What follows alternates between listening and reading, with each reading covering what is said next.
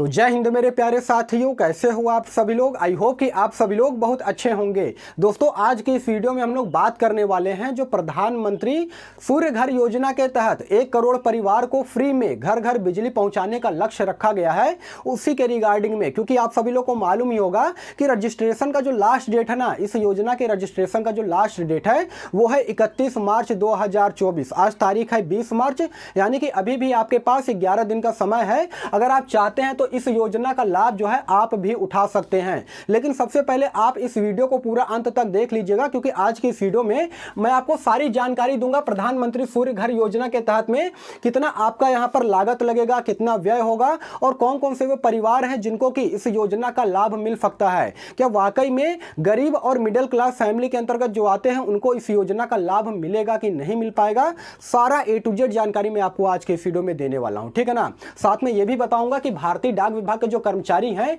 वो इस योजना से किस प्रकार से संबंधित है और उनको किस प्रकार की दिक्कतों का सामना करना पड़ रहा है।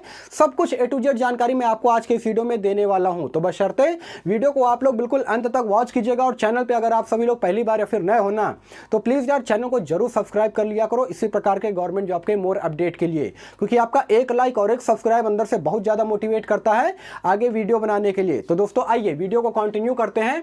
सबसे पहले मैं आपको बता देना चाहता हूं प्रधानमंत्री सूर्य घर योजना ये जो चलाया जा रहा है, इसमें 1 करोड़ लोगों को, मतलब 1 करोड़ परिवारों को फ्री में घर घर बिजली पहुंचाने का लक्ष्य रखा गया है। लेकिन यहां पर एक पैरामीटर है दोस्तों कि किन लोगों को इस योजना का लाभ मिलेगा, यह जानना बेहद जरूरी है।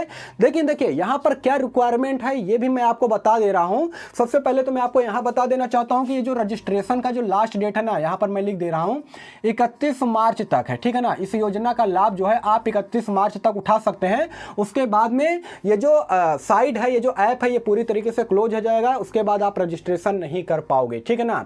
लेकिन यहां पर बेसिक रिक्वायरमेंट ये रखा गया है कि इस योजना का लाभ उसी को मिलेगा जिनके पास, यानी कि जिनके घर में पूरे परिवार में किसी के पास सरकारी नौकरी ना हो, उनको इस योजना का लाभ मिला है। ये पहला पॉइंट है। दूसरे पॉइंट की मैं बात करूंगा तो खुद का आवास होना चाहिए, यानी कि निजी आवास होना चाहिए, उसी के घर में इस योजना का लाभ उनको मिल सकता है। तीसरे नंबर की मैं बात करूंगा तो जो आपका छत है ना, मतलब आपके घर का जो छत है वो कंक्रीट से ढला होना चाहिए। जैसे कि जो संयंत्र है ना, संयंत्र का जो है बाहर आपका छत वहन कर सके, तो इस वजह से यहां पर यह क्राइटेरिया रखा गया है। और सबसे बड़ी बात यह है ना, देखिए यहां पर मैं आपको बता रहा हूं कि इस योजना का लाभ जो है वो किस किस को मिलेगा। तो जिसके घर में विद्युत का कनेक्शन होगा, यानी कि इलेक्ट्रिसिटी का कनेक्शन पहले से है, उनको इस योजना का लाभ दिया जाएगा। अब ये मत सोच लीजिएगा कि जिनके घर में बिजली का कनेक्शन नहीं होगा उनके घर में यहां पर फ्री में बिजली पहुंचाई जाएगी, ऐसा बिल्कुल भी नहीं है। यहां पर कंपलसरी है कि आपके घर में जो है इलेक्ट्रिसिटी का कनेक्शन होना चाहिए, तभी जाकर के इस योजना का लाभ जो है आपको मिल पाएगा। और 2-3 चीजें मैंने आपको बताई ही है, जैसे कि सरकारी नौकरी, यानी कि आपके परिवार में कोई भी सरकारी नौकरी का लाभ जो है वो ना उठा रहा हो, उसके अलावा स्वयं का घर हो, जो आपका छत है वो कंक्रीट से ढला हो, ये सारी चीजें जो है होना चाहिए बेसिक रिक्वायरमेंट के तहत में, ठीक है ना। अब देखिए मैं आपको बता देना चाहता हूं, अगर इसमें आपको रजिस्ट्रेशन करना है ना, तो एक ऐप आता है QRT प्रधानमंत्री सूर्य घर योजना ऐप आता है दोस्तों। इसमें आप अपने नजदीक के जो पोस्ट ऑफिस है, डाक विभाग है, वहां चले जाइएगा। वहां पर जो BPM ABPM और डाक सेवक के जो कर्मचारी हैं वो आपसे पहले पूछेंगे कि आप जो है इस योजना का लाभ उठाना चाहते हैं कि नहीं उठाना चाहते हैं। उसके बारे में आपको सारी बेसिक जानकारी दिया जाएगा कि आपका लागत कितना आएगा, खर्च कितना आएगा, कितने सब्सिडी आपको दिया जाएगा, कितने यूनिट तक आप यूज कर सकते हो, कितने किलोवाट तक का यूज कर सकते हो। सारा बेसिक जानकारी देने के बाद ही आप वहां पर रजिस्ट्रेशन कर सकते हो, ठीक है ना। लेकिन देखिए यहां पर एक चीज मैं आपको बताना चाहता हूं, यहां पर डाक विभाग के जो कर्मचारी है ना, थोड़ा सा टारगेट प्रेशर तो पहले से ही रहता था, लेकिन यहां पर इन योजना के तहत में भी डाक विभाग के कर्मचारी को थोड़ा सा परेशानी का सामना करना पड़ रहा है, क्योंकि डेट जो लास्ट है वो दिया गया है 31 मार्च 2024, ठीक है ना। जिसके तहत ऊपर से ये प्रेशर है कि जो छुट्टी के दिन भी GDS के जो कर्मचारी है ना, वो इस योजना का प्रचार प्रसार घर घर जाकर के करे, मतलब घर घर जाकर के जो रजिस्ट्रेशन की जो प्रक्रिया है ना उसे पूरी करे, क्योंकि एक टारगेट दिया गया है कि आपको कम कम से कम इतना जो रजिस्ट्रेशन है एक जीडीएस कर्मचारी को पूरा करना है। तो इस वजह से जीडीएस कर्मचारी को यहाँ पर काफ़ी दिक्कतों का सामना करना पड़ रहा है इस योजना से। ठीक है, आइए अब मैं आपको आगे बता देना चाहता हूं दोस्तों कि इस योजना को लाने का सरकार का मेन मोटिव क्या है, क्या मकसद है। देखिए, सरकार का मेन मोटिव यही रहता है कि जो गरीब तबके का लोग हैं ना, उनको मेरी योजनाओं का लाभ मिल सके। मतलब जो मिडिल क्लास फैमिली से आते हैं, कमजोर वर्ग से आते हैं, उनको योजनाओं का लाभ मिल सके। लेकिन वास्तव में आपको बता रहा हूं दोस्तों, ऐसा बिल्कुल भी नहीं है। यहां पर जो है ऐसा बिल्कुल भी नहीं है, क्योंकि अगर आप ये जब सुनेंगे ना, संयंत्र लागत एवं उपभोक्ता का मूल्य, यानी कि कितने रुपए आपको देने पड़ेंगे, कितना आपको सब्सिडी मिलेगा, कितने किलोवाट क्षमता का संयंत्र आप यूज कर सकते हो, तो आपको सारी चीजें समझ में आ जाएगी। देखिए, इस योजना को लाने का मेन मकसद ये है कि जो टरबाइन के द्वारा जो ईंधन प्राप्त किया जाता है, ये जो बिजली बनाई जाती है, कोयले की खपत होती है, तो इस वक्त क्या हो रहा है कि कोयले की खपत इतना ज्यादा होने लगी है कि भविष्य में ये चिंता अभी से हो रही है कि आगे चल करके क्या होगा कि एक समय ऐसा आएगा कि कोयला जो है वो हमेशा के लिए खत्म हो जाएगा, जिससे कि बिजली का उत्पादन जो होता है इतने बड़े लेवल पर वो बिल्कुल भी नहीं हो पाएगा। इस वजह से इस योजना की शुरुआत की गई है कि सौर प्लेट के द्वारा, यानी कि सोलर सिस्टम के द्वारा जो है बिजली का उत्पादन किया जाएगा। क्योंकि सौर प्लेट के माध्यम से आप लोग जानते हैं दोस्तों, उसमें केवल जो सूर्य की जो किरणें आती है ना, सूर्य की जो रोशनी आती है, धूप से जो है बिजली उत्पन्न की जाती है। लेकिन बशर्ते कि ये जो सोलर प्लेट है ना, वो आपके छत पे होना चाहिए